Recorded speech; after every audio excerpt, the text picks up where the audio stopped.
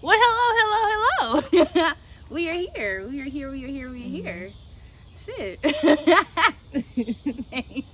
All right. Smoke on camera. It's oh okay. my god.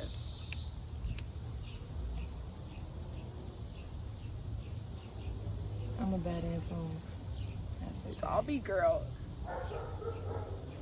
Mind you, you did not introduce me to smoking. Jordan did. Put him out there. Yeah, he know. Shit. All right. So, Okay. So go ahead. Do you wanna OG spiritual kin? Oh, Yeah. Boy, you can edit that out. You spiritual or Yeah. Spiritual OG. spiritual OG. Just coming to have a conversation about some things. This is my first video, so I kind of just want to get straight to the point with everything, and yeah, go from there. So just to be clear, what's your title of this video? I kind of want to call it that. I honestly haven't. I thought about it, but I don't know. Like, cause this is interview style, you know. So I kind of wanted to say "New Age to Jesus," the interview. Okay. Okay. You know, like just that. to fuck with the algorithm and shit. Okay. Let's fuck with the algorithm. I'm all for it. So, okay, well, let's just hop into it. I can refill it in a minute, or you can refill it. So, obviously, from the title "New Age to Jesus," you were in the Christian faith. What faith do you practice now? Or what religious practice are you into now? I wouldn't even say it's like a religion. I don't even want to call it religion. Honestly, it's just knowledge. I'm just into knowledge. I'm into the earth. I'm into crystals. I'm into saging. I'm into good intentions, good energy. You know, raising my Kundalini energy and shit like that. So that's basically what I'm into now. So you're into basically, it sounds like a spiritual practice. Yeah. More so than an organized religion. Okay, that makes sense. When you were younger, obviously, because you are still young, but when you were younger, did you participate in communion? Did you go to church every Sunday? You know, have the regular Midwest Bible Belt, you know, church experience? Hell yeah. Okay. Most definitely. Most fucking definitely. You know, I didn't go to church often during as a kid. I wouldn't say I had a mother who said we had to be at church every Sunday. Okay. No. But I did go to church. I did have a grandfather who went to church every Sunday. I went to church with him. You know, we had our little routine on Sundays. So I definitely said I did grow up in the church. Okay. Like, I gave my life to God. Okay. I went through that whole process. So. Gotcha. How did you feel when you practiced Christianity? Well, there's two parts of this question. How did you feel about Christianity when you were a child? And this is honest. Christianity was just something everybody else, like my family went to church. They talked to me about God. You know, I went to Bible, like the summer Bible camps. Like, I went to all that. I just did it because that's what everybody else was doing. Like, that's just kind of what we were supposed to do. Okay. And as you got older, and as you know, one starts forming their own thoughts and opinions, and you know, going through different situations. How did you feel about Christianity as you got older and you came into your own self? As I got older, I'm gonna say like preteen, teenage years. Honestly, I just started asking a lot of questions. I started praying a lot as well, because that was the time in my life where I felt like something was wrong, you know, mentally. And everybody would tell me, like, you know, you need to talk to God. You know, you need to get in your Bible verses. You know, you need to get in your Bible. So I'm not gonna say I got into my Bible much, but I definitely did get into, you know, wanting to be more involved with the church, looking at different churches to go to, you know, because even in church, I didn't understand the preacher.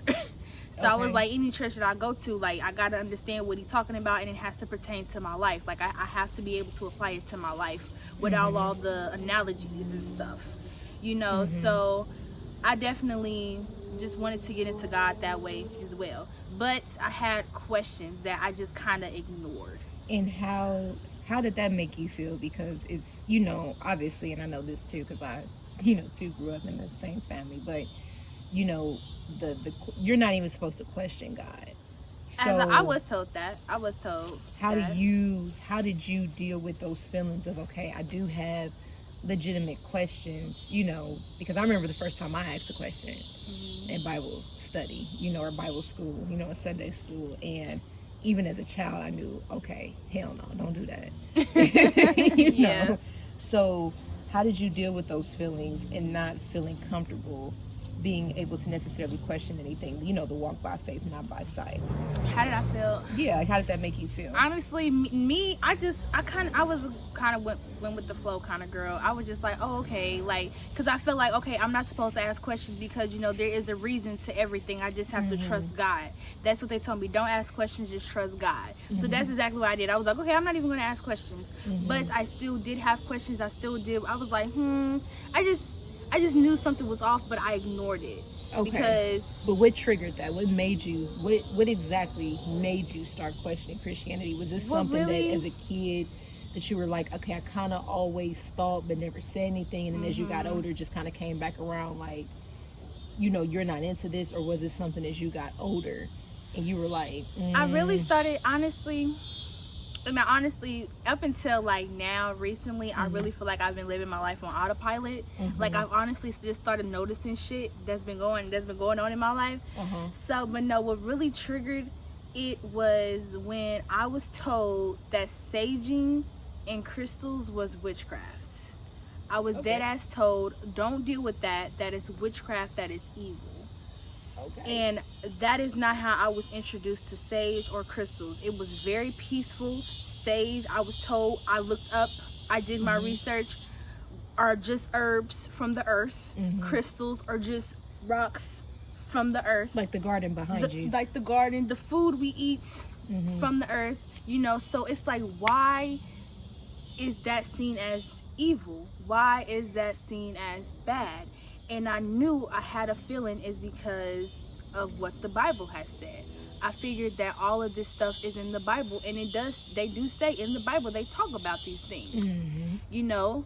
And so, and I haven't read a verse about any of this, like about witchcraft or anything, but the Bible has to be saying that it's bad. It does.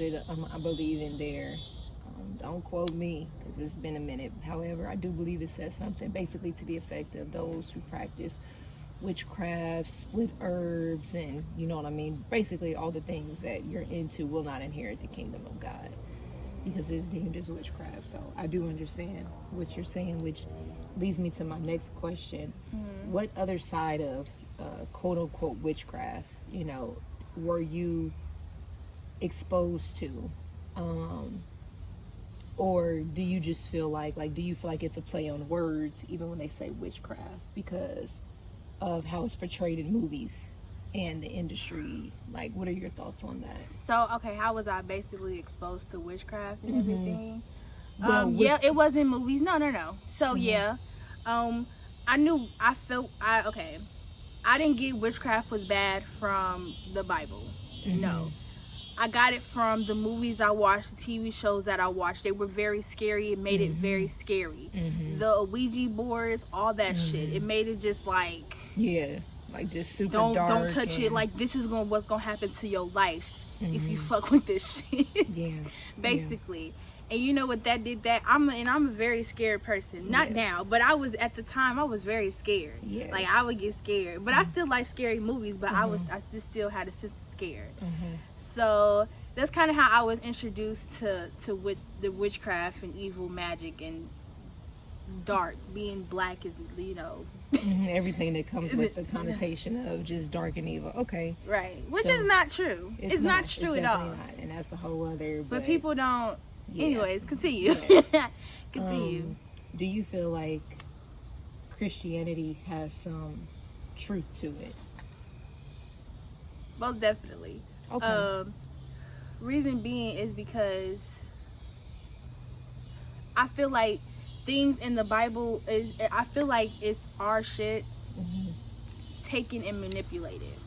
And when you say our shit, who is ours? Black people. Okay. Egyptians. Black people. We are Egyptians.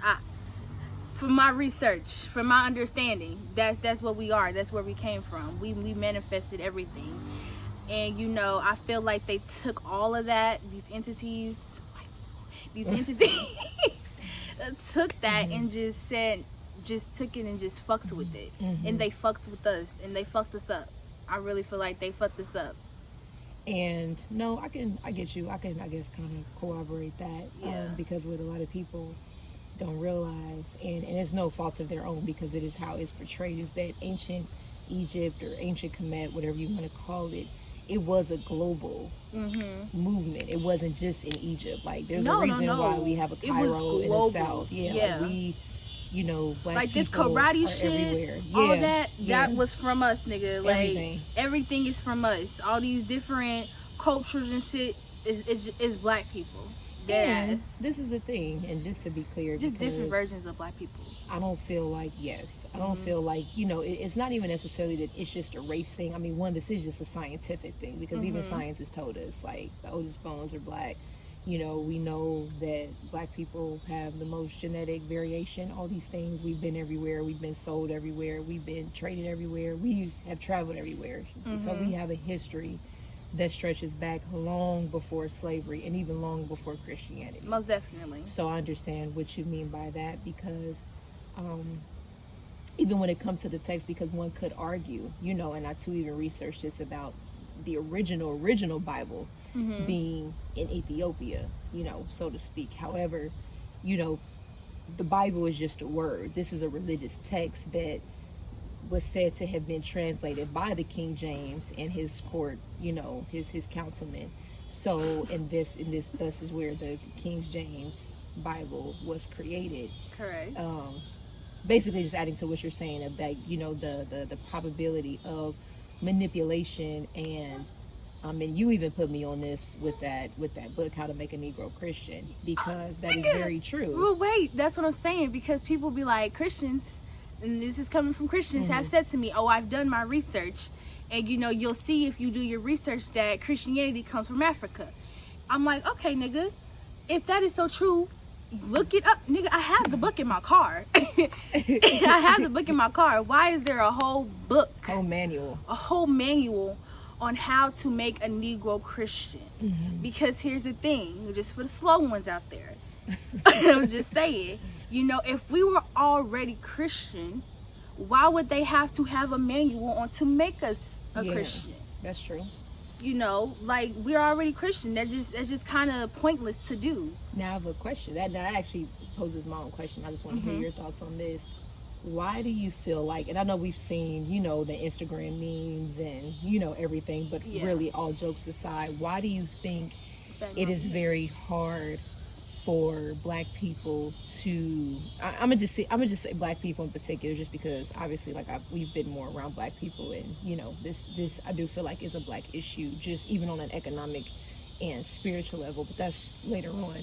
Why do you feel like it is so hard for black people to accept that maybe this has been manipulated? You know what I mean? And that's okay. It doesn't mean that you're wrong or you failed in life or that your feelings or beliefs still are valid. It just means that maybe somewhere along the line there has been a manipulation. Why do you feel like it's so hard for them to accept that, especially coming out of such a state as slavery, and how detrimental it was to us, and we're still suffering the effects? Like, why do you think black people hate everything but the Bible? Because you have to think, once again, you know, slave masters, you know, they use the Bible as a tool to trauma bond us. We definitely are trauma bonded. And the Bible was a tool, a huge tool in it. That's because true. Mind you, they had black slaves preaching the Bible, but they also had two white men making sure they were preaching the right shit. That's you true. know. So even that right there should tell you that was manipulated and put into our mind. So it's a trauma bond. And it instilled fear in us. They put fear in us. You know, and that's how they literally broke us down. You know, they beat the black man in front of the black woman and her kids in front of other black men and traumatize the fuck out of that. You know, they put light-skinned slaves against dark-skinned slaves. Like, look this shit up. Like, we go Willie Lynch, and it goes hand in hand. No, it really it does. goes hand in hand. So yes, we are traumatized, and the Bible plays a huge part in that. You know, so that's why I feel like it's just so hard for black people, especially because it's not even about, you know, white people. That's their religion. Let them worship all that if they want to. I'm talking about us, our shit. You know, they made us very fearful of our own skin tone. Yeah, that's very true, and the power, you know, that we possess, because it does tell you basically to, you know, and the thing is that it's even just with us having this conversation, it's not even necessarily just about Christianity or Jesus per se. I think it could have been anything. It could have been Catholicism. It could have been anything. Hell, it could have even been spirituality. Anything that would have basically made you seek power outside of yourself. Take zero accountability. And anything that could have been used for manipulation as well, because even in, you know, I too am in what someone would call the spiritual quote practice, and it actually it teaches the reverse. It teaches that no, like even how in the Bible it speaks to that, about like in Sodom and Gomorrah, you know, after I believe after it's either after Sodom and Gomorrah, after the Tower of Babylon. Like I said, don't quote me, it's been quite a while. But one of them stories, God did say that he broke up the nations. He split the tongues. Everybody had a different tongue. So even on a common sense level, you know, that can tell a person that, okay, if you do break up people, send them to different ends of the world, you break up the languages, you send different languages, then obviously there's going to be variations in everything. It's like a game of telephone. The story is bound to change. Yeah. Most definitely. Yeah. Because the story of Jesus, there's many different versions of it that date back even before the story of actual Jesus Christ. Like Jesus Christ actually has many different names depending on the era, you know. So the story rings true, but you know.